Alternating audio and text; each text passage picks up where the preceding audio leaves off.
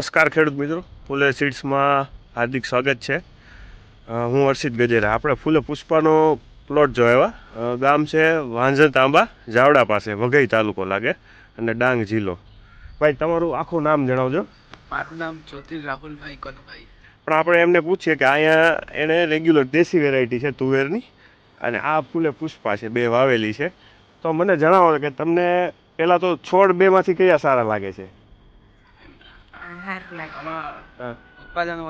ઉત્પાદન વધારે આવશે.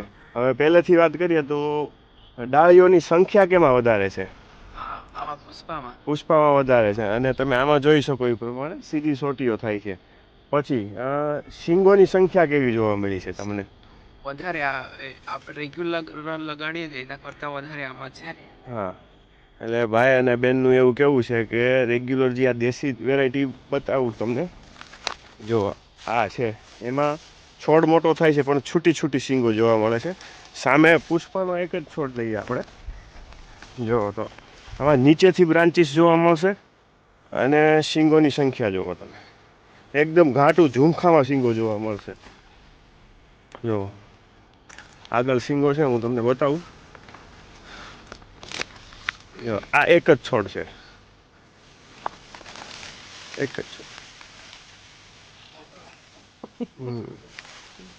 ખેડૂત મિત્રો, તમે દેશી વેરાયટી વાવતા હોય એની બદલે જો વધારે ઉત્પાદન આપતી વેરાયટી જોતી હોય તો તમે ફૂલે પુષ્પાની પસંદગી કરી શકો અને વધારે ઉત્પાદન મેળવી શકો.